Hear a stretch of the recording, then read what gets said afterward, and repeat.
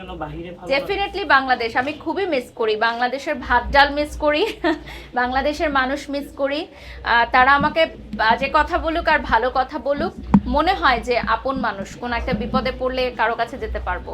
That's it. আসলে বাংলাদেশে যারা থেকেছেন বা বাংলাদেশকে যারা ভালোবাসেন তাদের জন্য বিদেশে গিয়ে থাকাটা আসলে টু ডিফিকাল্ট। সত্যিকার অর্থে আমাদের দেশের মতো আতিথেয়তা আসলে অন্য কোথাওই পাওয়া যায় না।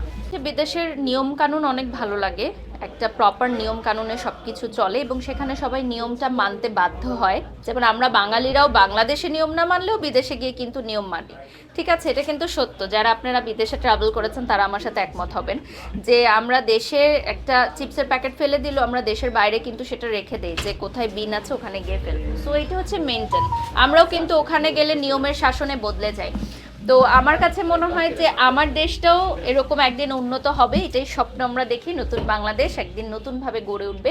এটা শুধু আমি একা পারবো না, বা আমাদের ঊর্ধ্বতন কর্মকর্তারা যারা আছেন তাদের গাফলতি সবসময় দিলে হবে না। আমাদের প্রত্যেকের জায়গা থেকে নিজে নিজকে পরিবর্তন হতে হবে, আদারওয়াইজ এটা কখনোই হবে না। আসলে দেখা যায় যে ওয়েদার আমাদের হাতে থাকে না, তারপর অসুস্থতা আমাদের হাতে থাকে না। আমরা শিল্পীরা এমনই যে যতই অসুস্থতা থাকুক, পারিবারিক ঝামেলা থাকুক বা ওয়েদার খারাপ থাকুক, কমিটমেন্টের জায়গা থেকে আমাদেরকে আসতে হয়।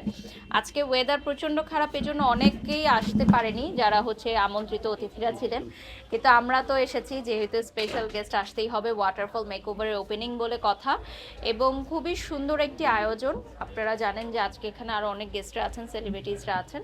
সো আই গেস এটা খুব গ্র্যান্ড একটা ওপেনিং হবে। আমি তো কাজের পারপাসেই গেছিলাম, অনেকেই হয়তো দেখেছেন।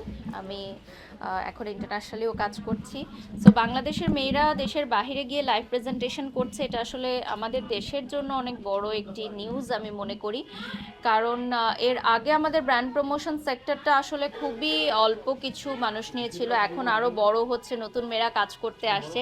সো এইটা মাত্র শুরু আমাদের যাত্রা, আর ইন ফিউচার আরও অনেক মেয়েরা কাজ করবে, ইন্টারন্যাশনালি কাজ করবে, আমাদের দেশে কাজ করবে। সো ঘোরার ফাঁকে কাজও হয়েছে, লাইভ প্রেজেন্টেশন হয়েছে। সো ভালো একটা নতুন অভিজ্ঞতা। ভাষাগত একটু সমস্যা ছিল যেহেতু আমরা দেশের বাইরে কাজ করছিলাম। সো তখন দেখা যাচ্ছে যে ওদের মালয়েশিয়ান ভাষা, অনেকের ইংরেজি, আবার অনেকের হিন্দি। সো কাজ করে নিতে হয়েছে। আর দেশের বাইরে যখন আমরা কাজ করতে যাই এত ফ্যাসিলিটিস থাকে না, আপনারা থাকেন না আমাদের সাথে, এত টিমের মানুষ থাকে না, একা একা সব কিছু করতে হয়।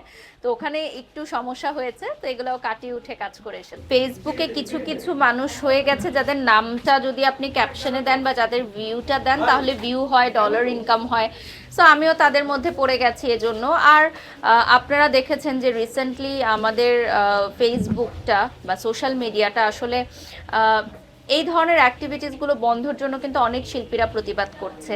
ইনফ্যাক্ট অশ্লীলতা দূরের জন্য বা অশ্লীল অঙ্গভঙ্গি যারা করছে।